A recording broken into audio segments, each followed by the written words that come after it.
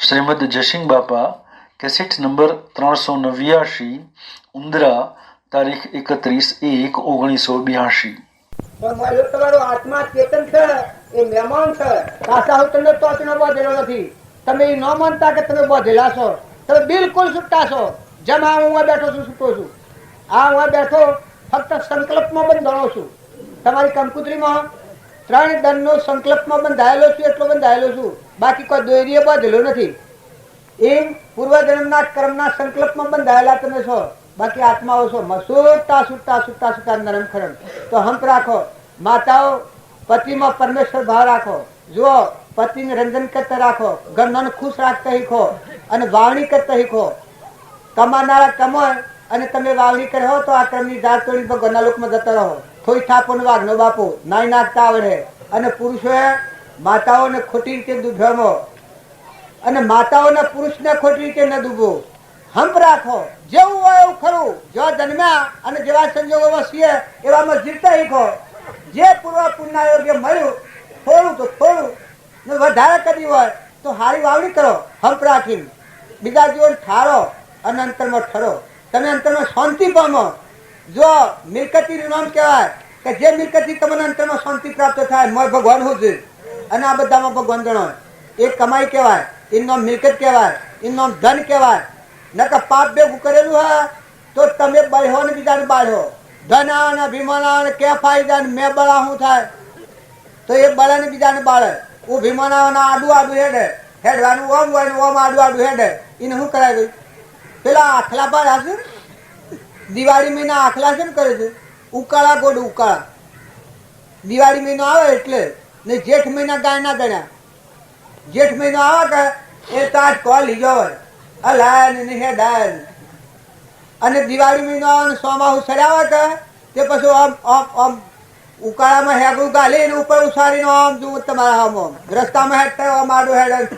છો છેકો મારે એ વિષયોનો મદ કદી ના કરતા અરે તમે નિર્મળ આત્માઓ છો તમારા દેવના ભયદંડ દો બધામાં આત્માને અમીમાં વાત કરો ભગવાનના દાસોના દાસ છો દાસો હમભાવ કરો અરે આપણા વિમાન એનું મનુષ્ય અવતારમાં વિમાન રાખે મનુષ્ય કહેવાય આ વિમાન છે કે એ તો જે નિકોત્રી છે એને ધોઈ નાખો હળગાઈ દો ખૂણે થશે એ ચીજ રહે તમારા જીવનમાં કાળી નીતિ છે અને જો એ નીતિ કાઢી નાખો તો રોમ લખેલા છે ભગવાન હૃદયમાં આખા વિશ્વમાં ભગવાન છે સદગુરુદેવ કી જય એ વાલો વાલો બધા છે અને કહી દે કોઈ શરૂઆત મીઠો મીઠો ફળલાલ દે અને વાલાને ધરાવજે સફળ કરી તને બતાવે આ તો ગુરુ જમાના કર ઉભી જવું વાટરે આ તો ગુરુ જમાના ઉભી જવું વાટરે ગાય આવે જીવારે ગયા ઉભી જવું વાટરે ગાય આવે જીવારે ગયા ઉભી જવું વાટરે ભાઈ સંતો બતાયો સગળો શાસ્ત્રીજી લોકો લઈને આવ્યા છે એ સમય પૂરો થઈ ગયો છે એટલે એમાં આપણે પુનરાવૃત્તિ કરીએ છીએ પણ શબરીબાઈ ને ગુરુના વસન પર એક જ શ્રદ્ધા થઈ ગઈ એક જ ભગવાન મારે ઘેર આપવાના આ શરીરની માટીથી પડી જાય પણ એક દંડ મારે ઘેર ભગવાન આપવાના એ વિશ્વાસની શ્રદ્ધા થઈ ગઈ શબરીબાઈ નું આખું જીવન ફરી ગયું દૂર હોસાતો શબરીબાઈ ને પૂછ્યું ગુરુજી કે તું કોમ શું કરશે કે બાકી દૂર હોસાડું આત્મા હોતી ન આવવાનું આટલું વસન પાડું શબરીબાઈ લુગ્રહ દોર વાળવાનો અને આ તારીખનું પ્રયાગ થઈને ભગવાન કરવાના ગુરુ દેવ થતી વખત આખ્યાન કરવાનું આ તારીખનું પ્રિય છે એને શરીર પડવાનું હોય તે લેખામાં વાત કરી આ રસ્તે થઈને ભગવાન કરવાના છે તું માઇલ ઓમ વાળી આવજે માઇલ ઓમ વાળી નાખજે અને વાત જો કરજે કાયમ તું ભગવાનની વાત છે તું છેતરાઈ જાય તો પછી પૈસા આપો પણ તું કાયમ ભગવાનની જો કરજે અને ઢોળ સારજે પણ નું ગ્રહ વાંચે ને તારે જે આજીવિકાનું હોય એ મને ભગવાન હારું કોક પ્રસાદી રાખજે એ આર્થિક વાત છેવડી પાડી છે બોરો એને તો જોઈ જુઓ કે હારો મેઠો બોર મારા પ્રસાદી હારું આપવાનું રાતી ભગવાન આવ્યા વખતે તું હું આવ્યો અને સવારમાં ઉઠી અને વહેલી 4 વાગે ઉઠી અને રસ્તો વાળી નાખે માઇલોમ ને માઇલોમ વાતે જ કરે ઊંઘમાં જ તારા હોય તો નરે ભગવાન આવ્યા નરે તારા ભગવાન જો એનું મનીમાં પરોવાઈ ગયું રસ્તાનો મારો કઈ ગયું જો રસ્તાનો તો જોતો આવ્યો પણ બધા ધોન રહે તમારે લાગે એના ગુરુનું વસન હતું કે બધા ભગવાન રહેશે બાદ હોતી કોઈ ન મારે આટલું વસન પાડ્યું તો એ શબરી બાદ પરમાત્માના લોકમાં દીધો જો મુનિ બધા આગળ થાર થઈ ગયો શબરીની વાત આવી ને શબરીનો પ્રેમ આવ્યો તો મુનિ હળવ ઉપર બધા તો તમે અને અમે શ્રદ્ધા અને વિશ્વાસ વગર અરે આત્મા શ્રદ્ધા નહીં આત્મા વિશ્વાસ નહીં ભગવાન ઉપર શ્રદ્ધા નહીં ભગવાન પર ભરવો ને વર્તમાન આપણું શુદ્ધ ને ભક્તિ સીધી થાય લગા શ્રદ્ધા અને વિશ્વાસ તમારામાં આત્મા અને બધામાં આત્મા અને બધા તેની પરમાત્મા છે આપણ તો મહેમાન છીએ દાસ છીએ પેઢીનો વહીવટ તમારા માથે થાય છે પણ ઘણી ભગવાન છે તો અભિમાન ટાળી સ્વભાવ સુધારી કોઈ દીથી સ્વભાવ ન બગડે આટલું જાળે હો ભક્તિ માંથી પ્રગટ થાય જેમ જેમ તમારું વર્તમાન ફરે માંથી તમારો આત્મા દેશે ખીલી નાખે સદગુરુ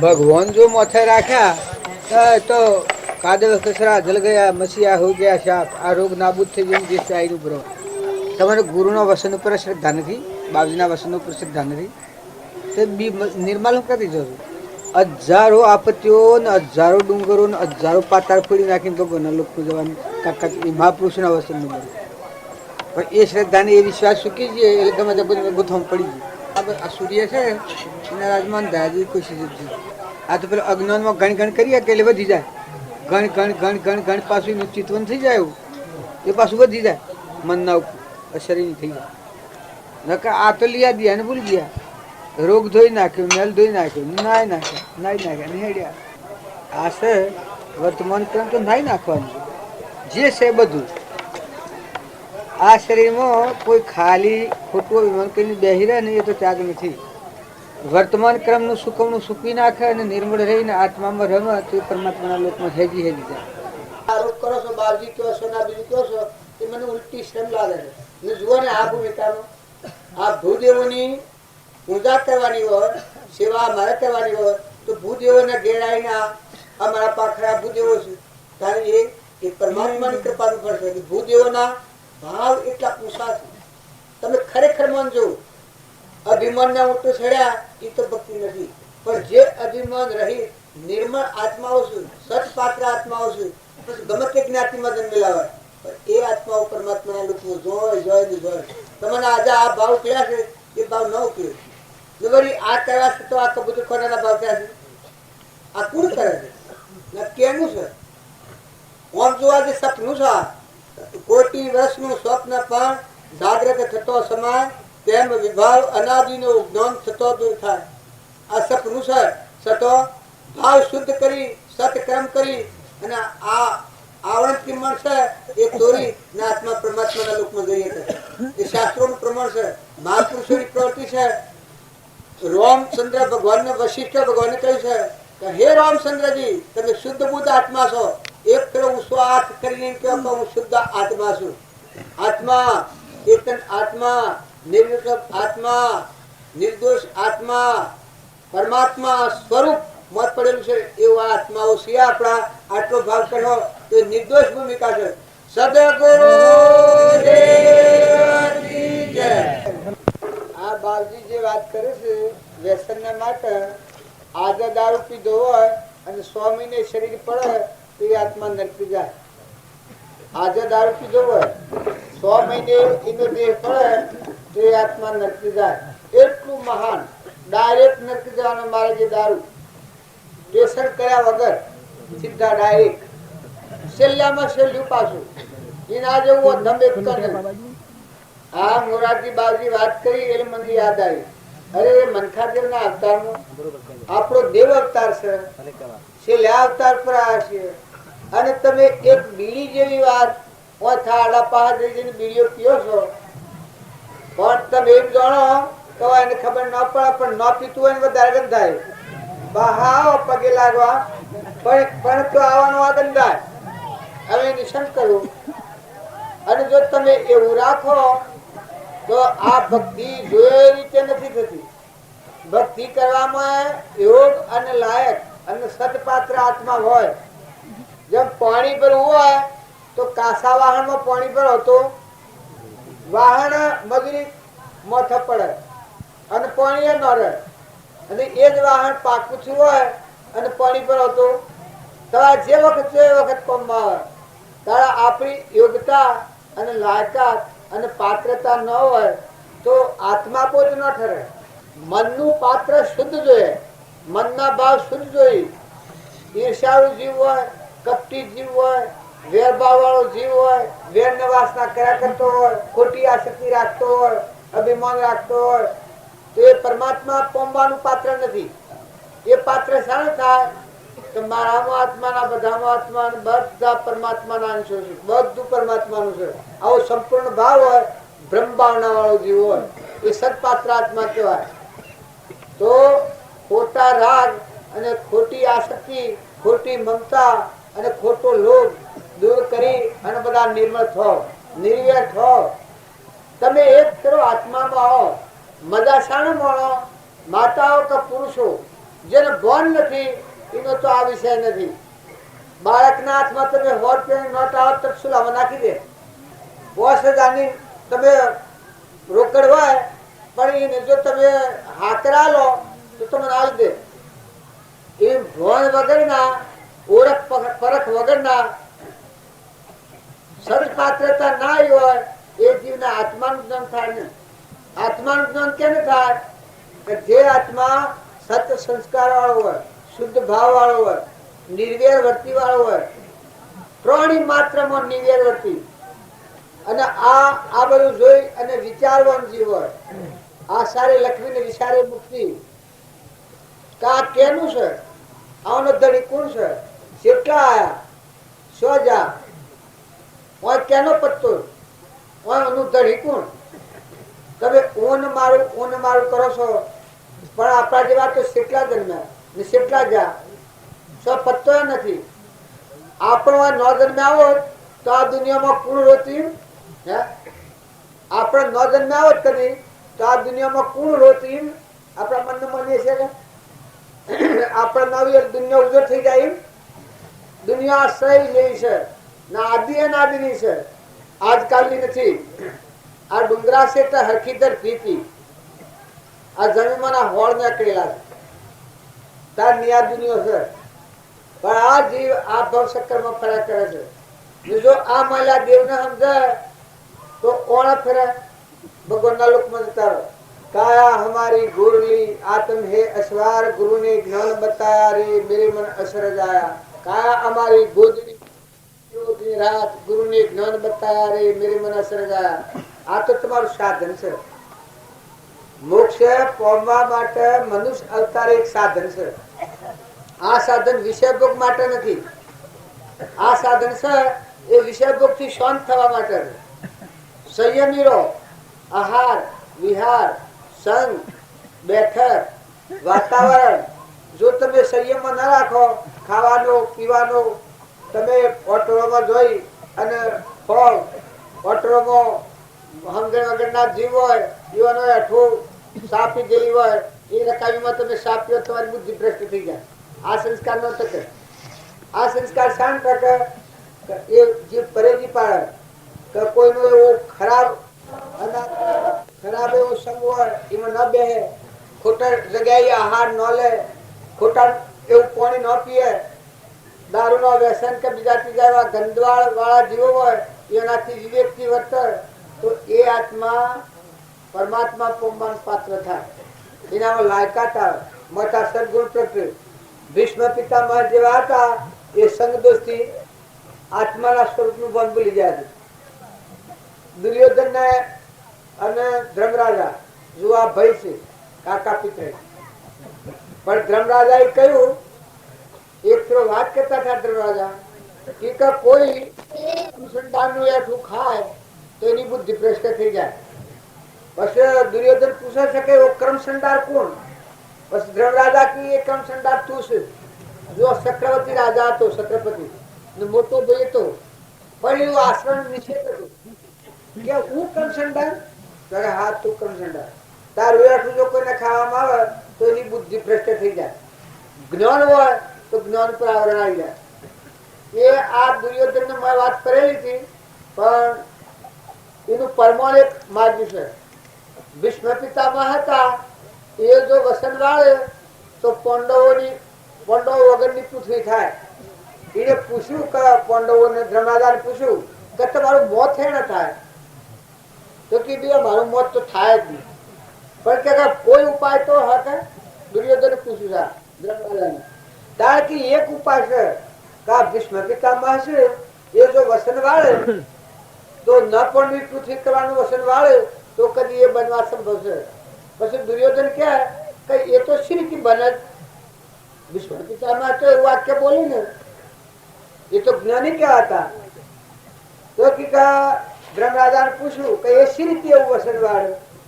તો કે ક્રમ સંદાન તો એની બુદ્ધિ ભ્રષ્ટ થાય. જ્ઞાન આવરણમાં આવે તો આ વસન વાળે. એ વખતે એને પૂછ્યું છે કે ક્રમ સંદાર કોણ? એ વખત ધર્મરાજા કહી શકે તું ક્રમ સંદાર. કે હું ક્રમ સંદાર? હું આવો ચક્રવર્તી રાજા, એનું પુરુષ એટલું હતું. હોમણ આવે તો બહીમણ થઈ જાય, બહીમણ આવે તો સારીમણ થઈ જાય, સારીમણ આવે તો આઠીમણ થઈ જાય, આઠીમણ આવે તો હોરીમણ થઈ જાય, હોરીમણ આવે તો બત્રીમણ થાય. આટલું બધું એનું પુણ્ય હતું. પાંડવોને અશ્વયાગ ન કરો કારણ પાંડવોની આબરૂ કાઢવા હારું ઈર્ષાળુ જીવ તે રહોડામાં પીહરવાઈ મેલું હતું. ભગવાન જાણતા હતા કોના હાથે પદમ છે, એને ખબર નથી કે આજ તો મારો દાવો આવ્યો, મને પીહરવા મેલ્યો માટે આજે પાંડવોની આબરૂ કાઢવી. બે કહ્યું કે તમે આ શું કર્યું? રહોડા પર મૂક્યો છે. ભગવાન કી કઈ નીચે મૂક્યો છે બરાબર મૂક્યો છે, તમારે કદી ખૂટ્યા જ નહીં. આટલા પુણ્ય વાળો છે, એના પાસે આટલી સિદ્ધિઓ કોમ કરે. પણ જુઓ, આત્મા અને પરમાત્મા ભગવાનના લોકમાં જવાનો માર્ગ ઓધળો હતો.